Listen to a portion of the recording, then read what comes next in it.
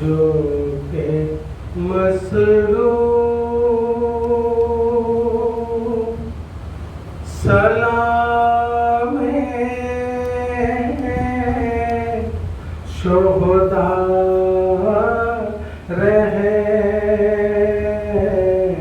رہتا ہے،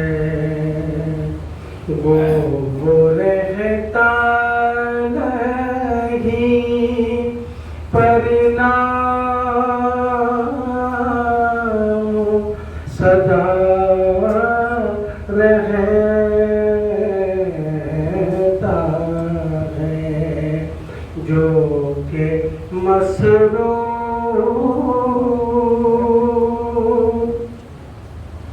ہند کی بیٹی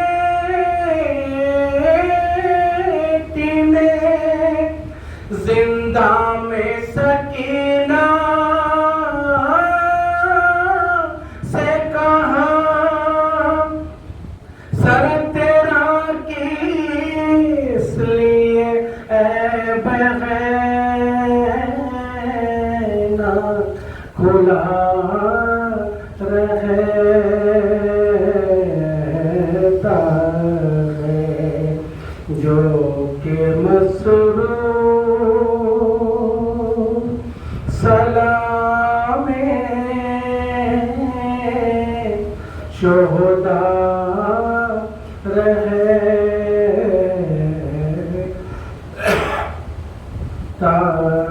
ہے۔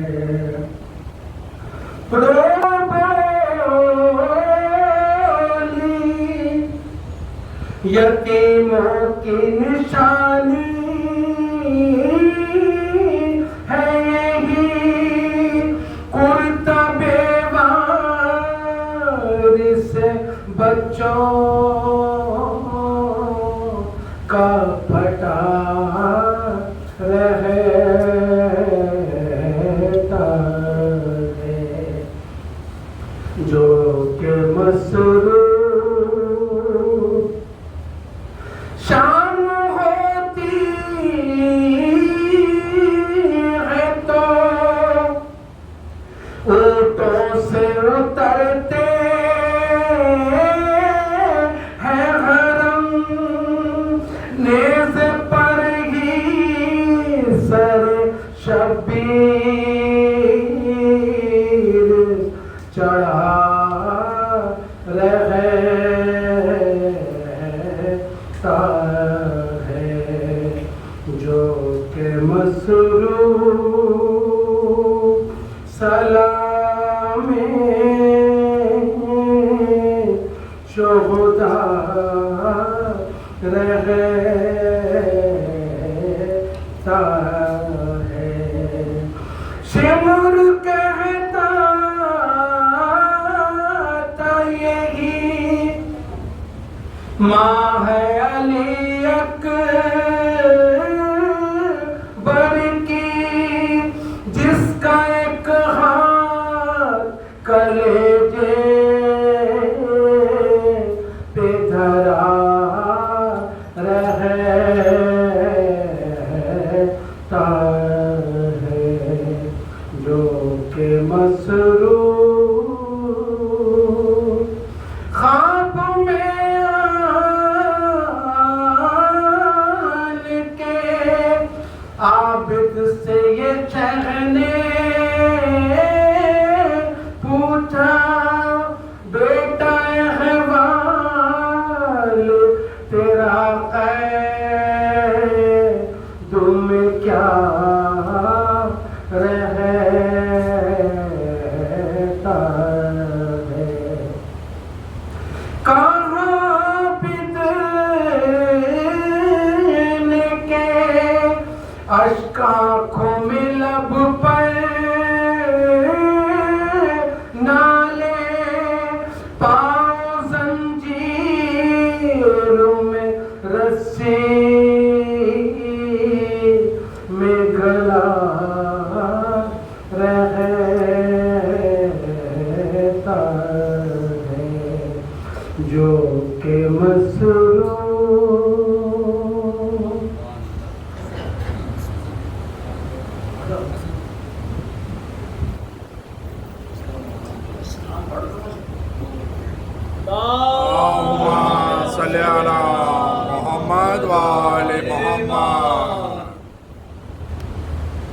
ایک اور صلوات پڑھتے ہیں۔ اللہم صلی علی محمد و آل محمد۔ ایک مسئلہ اور دوسری انشاءاللہ سامنے پیش کرو۔ کوئی بولے علی کی شان میں کیا، کوئی بولے علی کی شان میں کیا، اتنی قوت کسی زبان میں کیا، اتنی قوت کسی زبان میں کیا، اور جان ہے تو جہان ہے باقی، جان ہے تو جہان ہے باقی، ہے بغیر علی جہان میں کیا، ہے بغیر علی جہان میں کیا، کہ کیوں فدق کے معاملے میں ہو چپ، کیوں فدق کے معاملے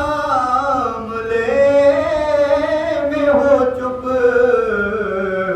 آپ لے پڑ گئے زبان،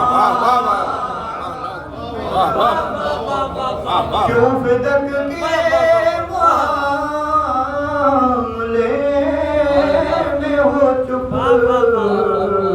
آپ لے پڑ گئے زبان میں کیا، اور ہو گیا ہوں درے حسین سے مس، ہو گیا ہوں درے حسین سے مس، دیر ہے اب میری اڑان میں کیا، دیر ہے اب میری اڑان میں کیا، اور یہ شعر دیکھیں کہ عرش پر کبریا زمین پہ حسین، عرش پر کبریا زمین پہ حسین، اور باقی ہے درمیان، اور باقی ہے درمیان میں کیا، کہ اپنے دیور سے آ گئی لڑنے، اپنے دیور سے آ گئی لڑنے، یوں ہی ہوتا ہے خاندان میں کیا، یوں ہی ہوتا ہے خاندان میں کیا، کوئی بولے علی کی شان میں کیا، بسم اللہ۔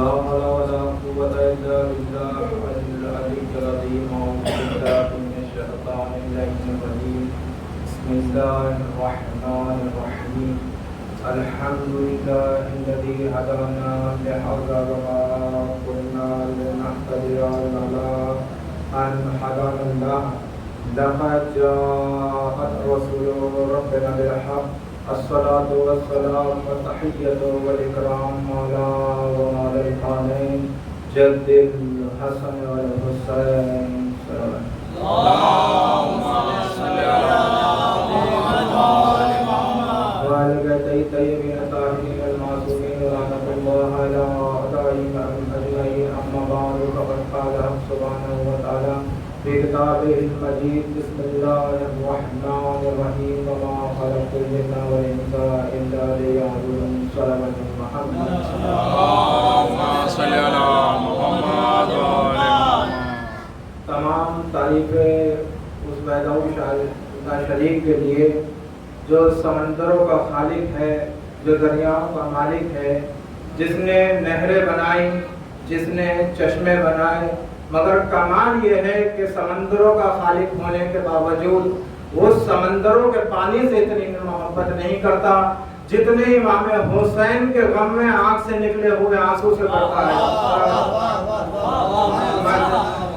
درود و سلام ہو ان ہستیوں پر کہ جن کے در پر لا کے ہمیں اور آپ کو جمع کر دیا، جو در سخاوت کا در ہے، جو در علم کا در ہے، جو در شجاعت کا در ہے، جو در امامت کا در ہے، جو در ولایت کا در ہے، جو در امامت کا در ہے، جو در ولایت کا در ہے، جو در سخاوت کا در ہے، جو در وہ ایسا در ہے کہ جس در پہ ہمیں لا کے جمع کیا ہے کہ بندہ اس در پہ آ جائے تو پھر در بدر نہیں بھٹکتا.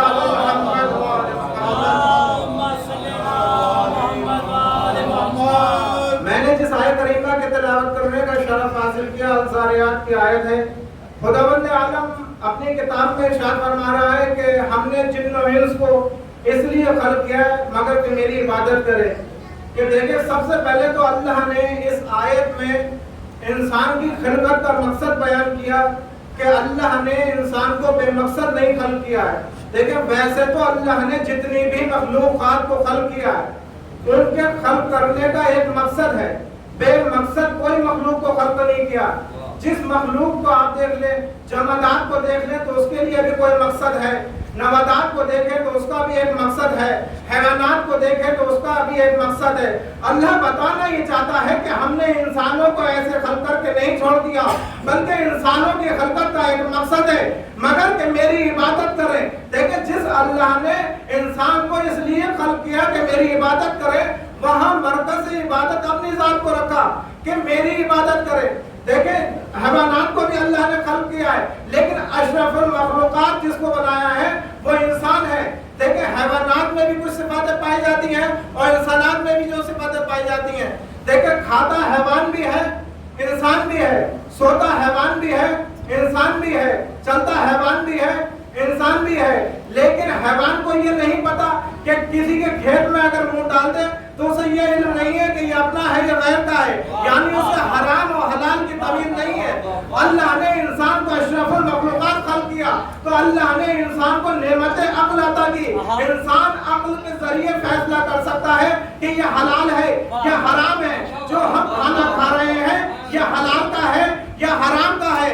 جس جگہ پہ ہم نماز پڑھ رہے ہیں یہ جگہ ایسا تو نہیں ہے کہ یہ جگہ غصبی ہو، یہ اپنی جگہ ہے یا کسی غصب کی ہوئی جگہ ہے. دیکھیں انسان کو اللہ نے عطا کی کہ عقل عطا کرنے کے بعد دیکھیں جب انسان کو عقل عطا کی تو انسان عقل کے ذریعے سے فیصلہ کر سکتا ہے کہ اپنا کون ہے، غیر کون ہے، دوست کون ہے، دشمن کون ہے. کیوں؟ انسان کو عقل جیسی نعمت اللہ نے عطا کی ہے. توجہ چاہوں گا، اللہ نے انسان کو عقل جیسی نعمت عطا کی جس کے ذریعے سے اپنے اور غیر میں انسان فیصلہ کر سکتا ہے، انسان دوست دشمن میں فیصلہ کر سکتا ہے.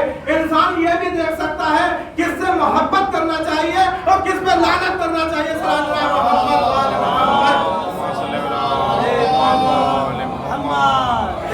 تفاسیر میں اس آیت کی جو تفاسیر لکھی گئی ہے، جو تفاسیر ہے جو اہل بیت کے نزدیک، تو فرمایا اس آیت سے یا وہ درون سے مراد یعرفون ہے، یعنی انسان اللہ کی معرفت حاصل کرے.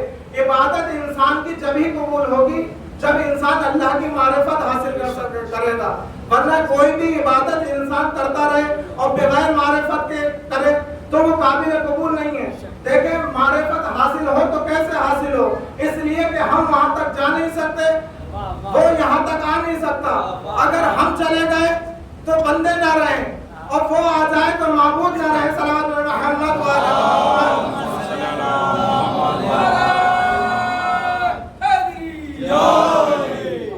تو ضروری ہے کہ درمیان میں کوئی وسیلہ ہو جس کے ذریعے سے ہمیں اس کی معرفت حاصل ہو, وہ پہچاننے, اس کے پہچاننے کا وہ ذریعہ بنے, وہ ہستیاں اس کی پہچاننے کا ذریعہ بنے. آئیے تلاش کرتے ہیں کہ وہ ہستیاں کون سی ہیں.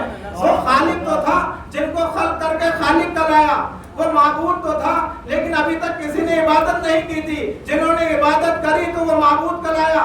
وہ مسجود تو تھا مگر کسی نے سجدہ نہیں کیا, انہوں نے سجدہ کیا تو وہ مسجود کرایا. وہ رازق تو تھا مگر ابھی تک کسی کو رزق نہیں کھلایا تھا, مگر جب ان کو رزق کھلایا تو وہ رازق کرایا. لیکن جب کون ہے وہ, وہی ہے کہ وہ محمود تھا, یہ محمد تھے.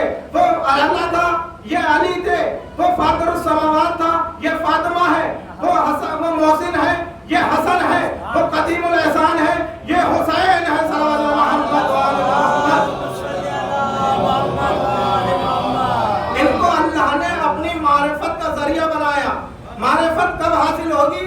جب ہم ان کی معرفت حاصل کریں گے. اس لیے کہ اللہ نے ہمیں بغیر وسیلے تک وہاں تک پہنچنے کے لیے نہیں کہا, بلکہ ان کی معرفت حاصل کرو. کہ جب معرفت حاصل کرو گے تم جب مجھ تک آ سکتے ہو, یعنی معرفت کے بغیر انسان اس تک نہیں پہنچ سکتا. جب تک درمیان میں وسیلہ نہ ہوگا تو اس کی معرفت نہ ہوگی. دیکھیں وسیلہ کیسا ہونا چاہیے؟ وسیلہ ایسا ہونا چاہیے جو اس کا مظہر بن کر آئے, یعنی جو صفات وہاں پائی جاتی ہوں وہی صفات یہاں پائی جاتی ہوں, کیونکہ اس کی صفات کا یہ ان کو مظہر بنا کر بھیجا ہے. اگر یہ نہ ہوتے تو وہ نہ پہچانا جاتا. اللہ نے پہچان کا ذریعہ ہی ان کو بنایا ہے. اب کوئی یہ کہے تو بڑھا دیتے ہیں, ہم بڑھاتے نہیں. ہم کیا کریں جب اللہ نے بنایا ہی ان کو اپنی معرفت کا ذریعہ ہے. تو دیکھیں معرفت ہو تو کیسے ہو. میں آپ کے سامنے ایک واقعہ پیش کرتا ہوں. اب معرفت ہو تو کیسے ہو؟ یعنی جو صفات اس کے اندر پائی جائیں گی وہی صفات ادھر بھی پائی جائیں گی. جب تک اگر یہ صفات نہیں پہچان جائیں گی تو وہ مکمل معرفت حاصل نہیں ہو سکتی. تو معصوم نے فرمایا اللہ نے ہمیں اپنے نور سے جدا کیا.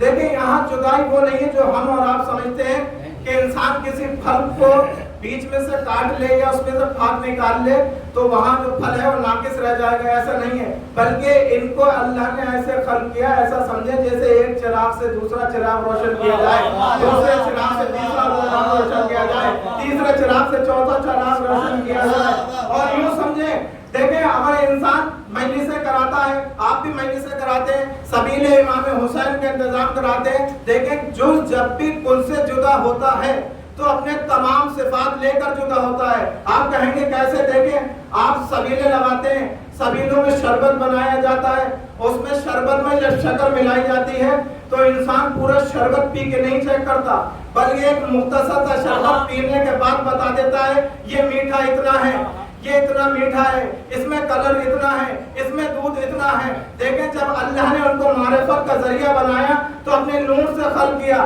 دیکھیں یہاں جو جدائی ہے وہ جدائی نہیں ہے جو ہم اور آپ سمجھتے ہیں. میں نے آپ کی خدمت میں عرض کیا کہ جیسے ایک چراغ سے دوسرا چراغ روشن کیا جائے, اب جتنی صفات وہاں پائی جائیں گی اتنی صفات یہاں پائی جائیں گی. دیکھیں میں آپ کے سامنے واقعہ پیش کرتا ہوں. جناب سلیمان پیغمبر کا نام سنا ہے کہ جناب سلیمان پیغمبر کا قافلہ جا رہا ہے, راستے سے ایک چوٹیوں کا بھی قافلہ جا رہا ہے.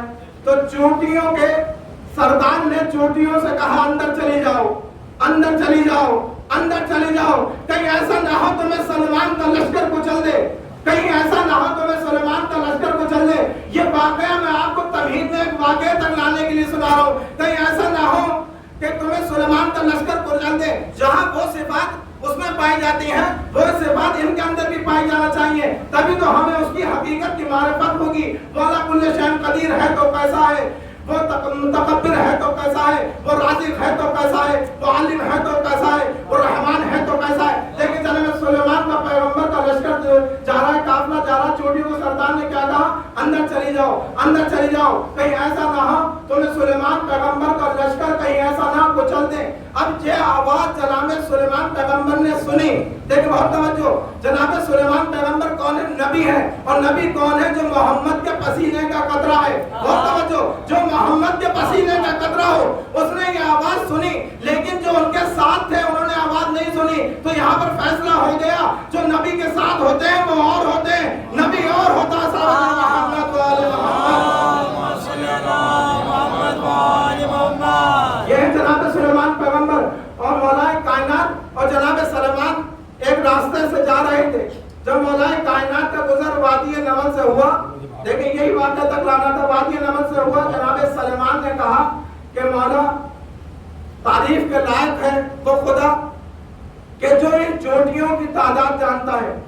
تو مولا کائنات نے کہا سلمان خدا کی تعریف ایسے نہ کرو, بلکہ اس کی تعریف ایسے کرو, تعریف کے قابل ہے وہ خدا جو ان چوٹیوں کا حقیقی خالق ہے. بہت توجہ, جو ان چوٹیوں کا خالق ہے, اس لیے کہ ان کی تعداد تو میں بھی جانتا ہوں. بہت توجہ, ان کی تعداد تو میں بھی جانتا ہوں, بلکہ میں ان کی تعداد ہی نہیں جانتا بلکہ یہ بھی جانتا ہوں ان میں سے مشرق میں کدھر جا رہی ہے, ان میں سے مغرب میں کدھر جا رہی ہے, کتنی شمال کی طرف جا رہی ہے, کتنی جنوب کی طرف جا رہی ہے. یعنی مولا کائنات بتا رہے ہیں جو تعریف تم خدا کی کر رہے ہو وہ تعریف تو ہماری بھی ہے. بہت توجہ. اب مولا جیسے ہی سلیمان نے سنا کہ مولا آپ بھی ان کی تعداد جانتے ہیں, بلکہ میں یہ بھی جانتا ہوں. میرے مولا نے کہا کہ میں یہ بھی جانتا ہوں ان میں سے کتنوں کو رزق مل چکا ہے اور کتنوں کو ملنے والا ہے. سلام محمد والے محمد.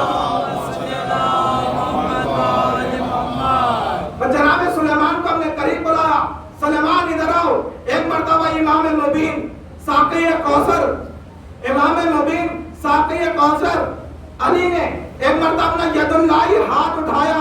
اٹھانے کے بعد جناب سلیمان کے چہرے پہ پہچانا, اور جیسے ہی جناب سلیمان کے چہرے پہ ہاتھ کو پھیرا, اب سلیمان نہیں بلکہ سلیمان بن گئے. علی کا اختیار دیکھیں جو صفات وہاں پائی جائیں گی وہ صفات یہاں بھی پائی جائیں گی. اب مولا کا اختیار دیکھیں, جیسے ہی سلیمان کے چہرے پر مولا کائنات نے اپنا ہاتھ پھیرا. کون سا ہاتھ؟ جو ید اللہ ہاتھ ہے, جس کا ہاتھ ید اللہ ہے.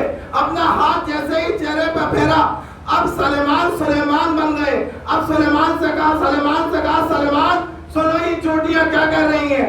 اب جب وہ چوٹیاں کل کہہ رہی تھی کہ اپنے بلوں میں چلی جاؤ, اپنے بلے میں چلی جاؤ, اب چوٹیاں کہہ رہی ہیں اپنے بلوں سے آؤ, بلوں سے باہر آؤ, بلوں سے باہر آؤ, آؤ وجہ اللہ کی زیارت کر لو. صلی اللہ علیہ محمد وآل محمد.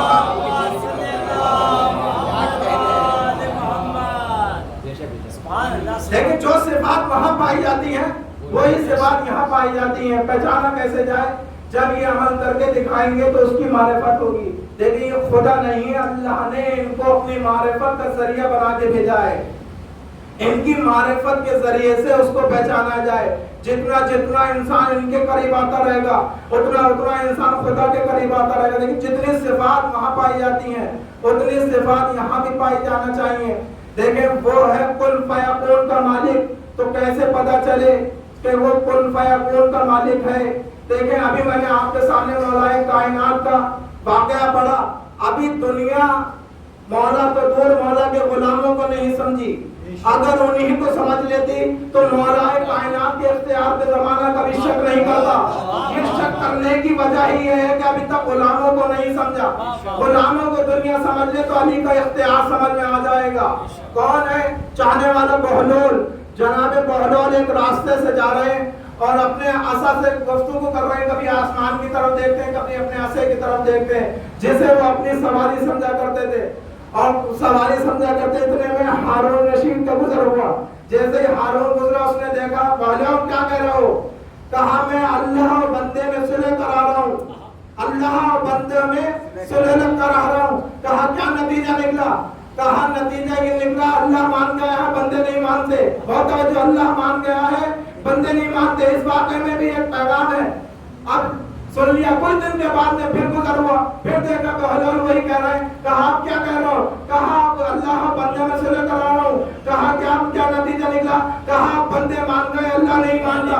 یعنی انسان جب تک اس دنیا میں رہے گا جب تک اللہ اس سے راضی ہو سکتا ہے, لیکن جب قبر میں چلا جائے گا تو بندہ تو راضی ہو جائے گا مگر اللہ راضی نہیں ہو. صلی اللہ علیہ محمد وآل محمد.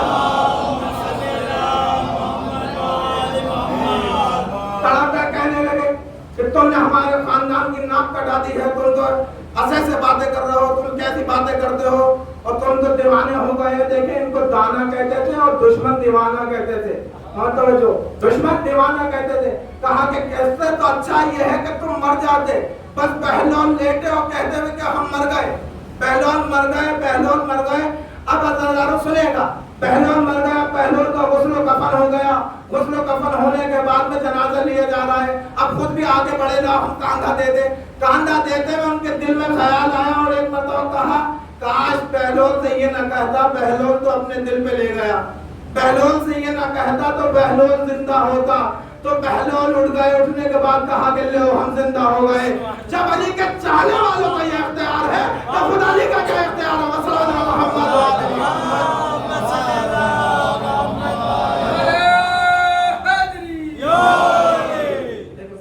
کیسا اللہ کل شیء قدیر ہے. دیکھیں کیسا اللہ کل شیء قدیر ہے، ہر شے پہ کن فیکون کا مالک ہے، ہر شے پہ قادر ہے. کہ دیکھیں مامون رشید نے جب امام کو طلب کیا، وہ واقعہ آپ کا سنا ہوا ہے کہ اس نے جادوگروں کو اکٹھا کیا اور جو بھی اس نے جادوگروں سے ان میں گفتگو ہوئی تو امام نے قالین کا بنے ہوئے شیر کو دیکھا اور کہا تو کیا دیکھ رہا ہے. اور جیسے ہی مولا نے کہا قالین سے شیر نکلا، ان کو نکلا، واپس تصویر بن گیا. میں نے کیا وہ تو تصویر تھا ہی، لیکن جن کو نکلا تھا وہ تصویر نہیں تھے. وہ کہاں چلے گئے؟ بہت توجہ، وہ کہاں چلے گئے؟ نکلا اور نکلنے کے بعد چلا گیا. جیسے والا کل شیء قدیر ہے، لیکن ان کے صفات ان کے ذریعے سے پتہ چلیں گے کہ وہ کیسے اختیار رکھنے والا ہے. مولا وہ کیسا کن فیکون کا مالک ہے. کن فیکون کے لیے کہنے کے لیے ضرورت نہیں ہوتی کہ یہ چیز سونے کی ہو جائے، یہ چیز اس چیز کی ہو جائے. یا کن فیکون کے لیے یہ نہیں کہا جاتا کہ مردہ زندہ ہو جائے، بلکہ ارادہ ہوتا ہے وہ ہو جاتا ہے. ایک امام کا واقعہ ہے، سنیے گا. امام نے ایک شخص سے کہا اگر میں چاہوں تو یہ دیوار سونے کی ہو جائے گی. بہت توجہ. ابھی امام نے کہا نہیں تھا وہ دیوار سونے کی ہو گئی. مولا نے دیوار کو دیکھا، بھائی تو کیوں سونے کی ہو گئی؟ کہا کہ مولا آپ نے کہا نہیں تھا، میں نے سونے کی ہو کے اس کو دکھایا کہ اس نے دل میں سوچا کہ کیسے ہو جائے گی، میں نے ہو کے بتایا ایسے ہو جائے گی.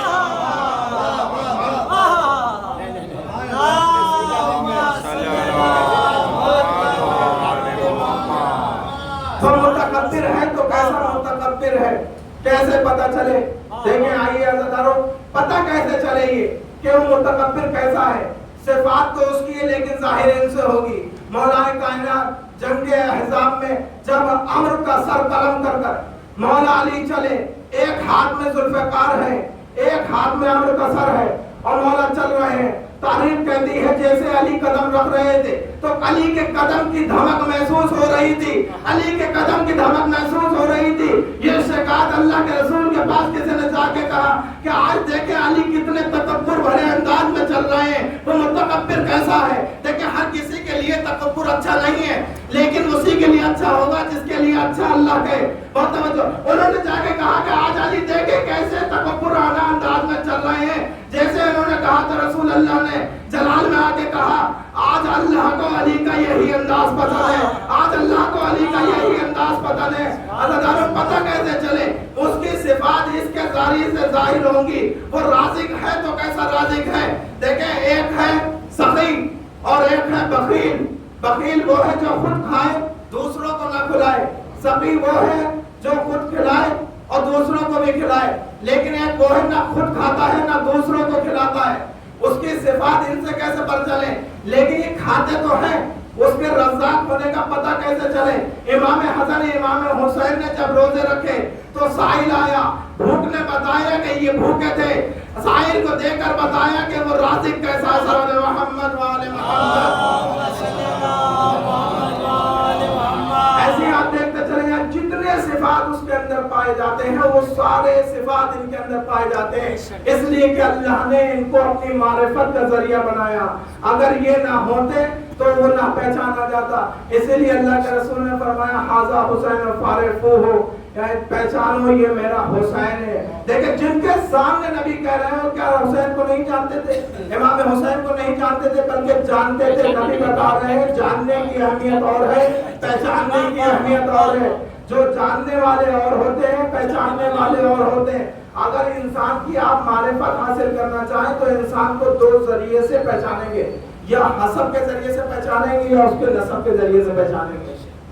نسب یعنی دادا کے ذریعے سے، باپ کے ذریعے سے انسان پہچانا جائے گا۔ کسی کے باپ بہت بڑے عالم ہوں تو فلاں عالم کے بیٹے ہیں، یہ اس کی پہچان کا ذریعہ بنا۔ کون بنا؟ اس کے والد بنے۔ لیکن کوئی ایک انسان اپنے حسب کے یعنی اپنے ذاتی کلامات کے ذریعے پہچانا جائے وہ الگ ہے۔ انسان اگر دیکھیں کوئی انسان انجینئر ہے تو یہ نہیں کہیں گے کہ یہ اپنے باپ کے ذریعے سے پہچانا جائے گا، بلکہ وہ خود اپنے اس کمال کے ذریعے سے پہچانا جائے گا۔ انسان عالم ہے تو انسان اپنے کمال کے ذریعے سے پہچانا جائے گا۔ جتنا جتنا علم بڑھتا جائے گا اتنے اتنے لوگ اس کو پہچانتے چلے جائیں گے۔ امام حسین کی معرفت اگر انسان کو حاصل کرنا ہے تو یہ دیکھیں حسین کسے کہتے ہیں؟ حسین وہ ہے حسین وہ ہے جو نسبی کمال میں بھی سب سے بلند آتے ہیں اور حسبی کلام میں بھی سب سے بلند نظر آتے ہیں۔ صلی اللہ علیہ محمد آج نسبی کمال سنیں امام حسین کا کہ نسبی کمال کیا ہے۔ امام مولا کائنات اور رسول اللہ بیٹھے ہوئے ہیں، اتنے میں امام حسین آئے اور جیسے امام حسین آئے رسول اللہ نے اپنی گود میں بٹھالا اور بٹھانے کے بعد ایک مرتبہ ان کی آنکھوں کا بوسہ لیا تو مولا کائنات نے کہا کہ آپ حسین سے بہت محبت کرتے ہیں، تو اللہ کے رسول نے فرمایا حسین سے میں اتنی محبت کرتا ہوں، حسین میرے جسم کا ایک اعضا ہے، حسین میرے جسم کا ایک اعضا ہے۔ دیکھیں کیسے پہچان مارا ہے نبی۔ تو مولا کائنات نے بھی اپنے فضائل بیان کرے کہ میں یہ ہوں، میں ساقی کوثر ہوں، میں نبی کا داماد ہوں، میں نبی کا جانشین ہوں، میں فاطمہ کا شوہر ہوں۔ جب اپنی تعریف کرتے کرتے آئے تو امام حسین نے کہا واقعی بابا آپ بہت منزل کمال میں ہیں۔ مرتبہ مولا کائنات نے کہا حسین تم کیا مجھ پہ فخر محسوس کر رہے ہو؟ کہا کہ ہاں میں آپ کو فخر محسوس کر رہا ہوں، لیکن آپ میں مجھ میں ایک فرق ہے۔ وہ فرق یہ ہے کہ جیسا نانا مجھے ملا آپ کو نہ ملا، جیسا بابا مجھے ملا آپ کو نہ ملا، جیسی ماں مجھے ملی آپ کو نہ ملی، جیسا بھائی مجھے ملا آپ کو نہ ملا۔ صلی اللہ علیہ محمد وآل محمد۔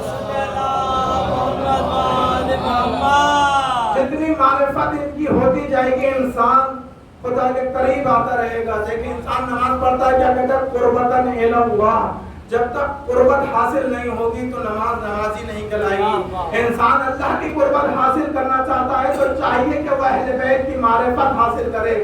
اگر کسی فضائل کے نقطے میں انسان کو شک ہو رہا ہے، انسان کو اہل بیت کے فضائل میں شک ہو رہا ہے، معصوم فرماتے ہیں ہماری فضیلت ہماری طرف پلٹا دو، اس پہ شک کر کے کافر نہ ہو۔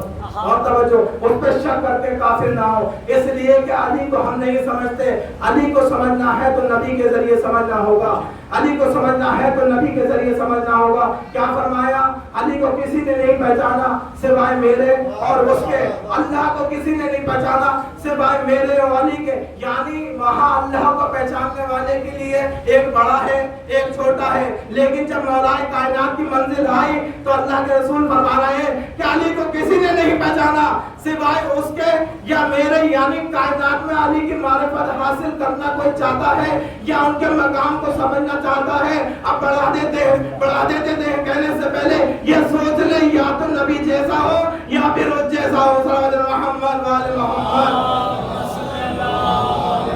جتنی ان کی معرفت ہوگی، یہی وجہ ہے کہ جن کو معرفت نہ تھی انہوں نے امام حسین کا ساتھ چھوڑ دیا، اور جن کو معرفت امام حسین ہو گئی وہ کربلا تک آ گئے۔ عزتدارو، امام حسین کو جب ان کی معرفت ہو گئی امام حسین کی جو کربلا میں آ گئے تو امام حسین نے یہی تو کہا تھا کہ جیسے ناصر مجھے ملے نہ بابا کو ملے نہ میرے نانا کو ملے۔ کیوں؟ اس لیے کہ وہاں جاننے والے تو تھے، پہچاننے والے نہیں تھے۔ امام حسین کو خط لکھ کر تو بھیجے گئے، لیکن جب ابن زیاد کا حکم ملا، حکم سنا تو فوراً امام حسین کی بیعت کو توڑ دیا۔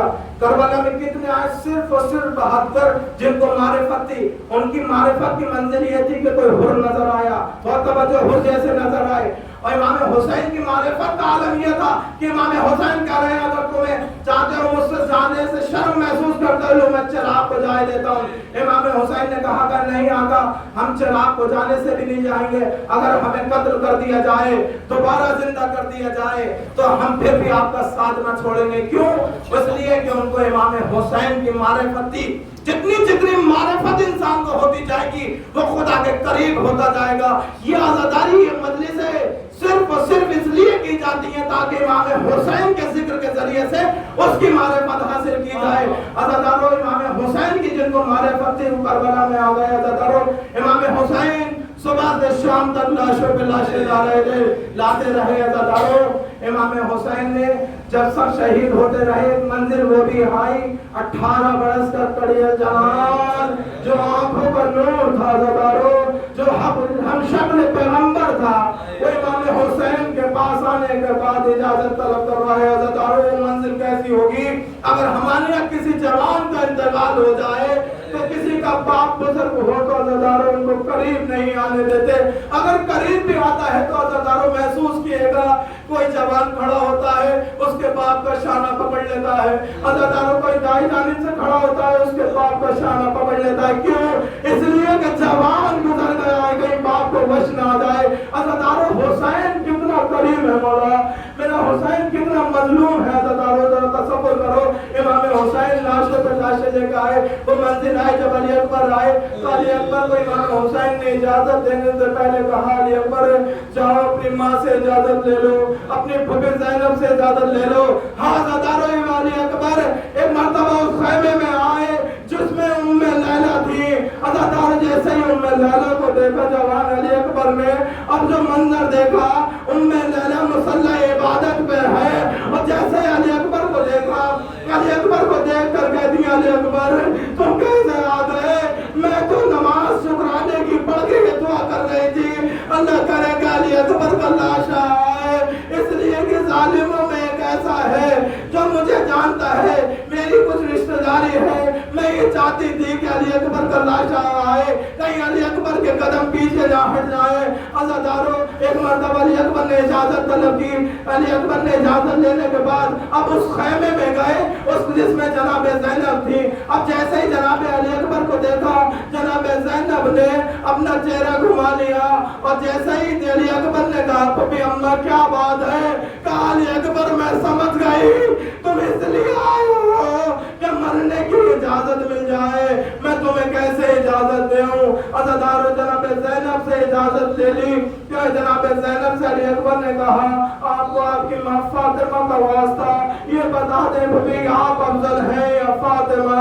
عزادارو جناب زینب سے جب اجازت مل گئی اب علی اکبر نکلتے ہیں, کبھی خیمے کے اندر جاتے. عزادارو کبھی خیمے کا پردہ اٹھتا تھا کبھی خیمے کا پردہ گرتا تھا, ایسا لگتا تھا کسی بڑے گھر سے جنازہ نکل رہا ہو. علی اکبر نکلے, عزادارو گھوڑے پر سوار ہوئے اور سوار ہونے کا چلنا چاہتے تھے. اتنی اپنا میں علی اکبر نے کسی کے قدموں کی راحت میں احساس محسوس کیا. علی اکبر رکنے کے بعد کہا بابا آپ نے تو مجھے اجازت دے دی تھی. امام حسین کہتے ہیں علی اکبر میں نے تو اجازت دے دی لیکن علی اکبر اگر تمہیں پتا ہوتا کہ تم نے جوان بیٹے کا غم کیا ہوتا ہے تو تم مجھ سے یہ سوال نہ کرتے. عزادارو امام حسین کہتے ہیں علی اکبر کاش تم بھی صاحب اولاد ہوتے. عزادارو امام حسین نے اجازت دی علی اکبر میدان میں آئے. عزادارو امام حسین نے اجازت دی علی اکبر میدان میں آئے. جہاد کرتے کرتے ایک منزل میں آئی جب علی اکبر گھوڑے سے زمین پر آئے السلام علیکم یا بابا میرا آخری سلام. امام حسین دوڑے دوڑے علی اکبر کے قریب آئے. امام حسین کو کچھ دکھائی نہیں دیتا. عزادارو روایت کہتی ہے امام حسین کوہنیوں کے پر اس طرح سے چل کر جا رہے تھے جیسے 6 مہینے کا بچہ چل کر جاتا ہے. علی اکبر کی لاش کے قریب پہنچے اور جیسے علی اکبر کے لاش کے قریب پہنچے عزادارو علی اکبر کے سینے پہ جیسے ہاتھ پھیرا ہے تو امام حسین کے ہاتھ میں پانی محسوس ہوئی. امام حسین کہتے ہیں بیٹا یہ کیا ہے؟ کہا بابا جب ظالموں نے نیزہ مارا تو آنی سینے میں ٹوٹ گئی. عزادارو امام حسین پوچھتے ہیں अकबर ये नज़र अली सीने से निकाली नहीं। अली अकबर कहते हैं बाबा जालिम मेरे सामने से जाता था और मुस्कुराता हुआ जाता था और ये कहता हुआ जाता था आज मैं देखूंगा हुसैन कितना साबिर है, हुसैन कितना साबिर है। एक मर्तबा इमाम हुसैन ने कहा बेटा ये बात है। इमाम हुसैन करबला की जमीन पर बैठे अली अकबर का सीने से नेज़ा निकालना था। जैसा नेज़ा निकाला अली अकबर का कलेजा नेज़े की अली के साथ निकल आया। अज़ादारो इमाम हुसैन अब चाहते हैं कि अली अकबर का लाशा में तक लेकर जाए। अज़ादारो अली अकबर का लाशा नहीं उठा। इमाम हुसैन ने उठाना चाहा फिर जमीन पर रख दिया। इमाम हुसैन ने अली अकबर का फिर लाशा उठाना चाहा फिर दोबारा जमीन पर रख दिया। किसी तरह से इमाम हुसैन अली अकबर का लाशा उस खैमे में लेकर गए जिसमें उम्मे लैला थी। अज़ादारो उम्मे लैला नजर नहीं आ रही। उम्मे लैला को देखना चाहा तो उम्मे लैला कभी इस सतून से अपना सर टकरा रही है, कभी उस सतून से अपना सर टकरा रही है। उम्मे लैला कहती है एक मर्तबा वालियों वाली जरा बाहर चले जाएं। इमाम ज़ैनब से कहा थोड़ा सा बाहर चले जाएं। थोड़ी देर के बाद में अब जो इमाम हुसैन खैमे के अंदर आए ताजिब मंजर देखा। उम्मे लैला कभी अली अकबर के सीने पर हाथ रखती है, कभी अपने बालों पे लगाती है, कभी अली अकबर के सीने पे हाथ रखती है, कभी अपने बालों पे लगाती है। हुसैन कहते हैं लैला ये क्या कर रही हो? लैला कहती है मैंने एक मन्नत मानी थी जब मेरा अली अकबर की शादी होगी तो मैं अपने सर में खिजाब लगाऊंगी, अपने हाथों में मेहंदी लगाऊंगी। इन्ना लिल्लाहि व इन्ना इलैहि राजिऊन। रज़न में फज़ाइल होती है। परवरदिगार जहान आशिया ने कहना करवान इस जिक्र के सब सबकी जान और इज्जत आखिरी आखिर फरमा। इलाही आमीन। परवरदिगार जितने मोमिनीन मजलिस में शिरकत परवरदिगार सबकी तोले उम्र अता फरमा। इनमें से जो बीमार हैं उनको शिफाए कुल्ली अता फरमा। इन सब को करवाए अल्लाह की जल्द से जल्द ज़ियारत नसीब फरमा। परवरदिगार जो मखलूक हैं मुक़र्रर अता फरमा। परवरदिगार जो औलाद हैं औलाद स्वालिह अता फरमा। परवरदिगार वारिस दीन मुबीन इमाम ज़माना के ज़हूर में ताजील फरमा। हर के अमाल और इंसार में सलाह नहीं तो नहीं।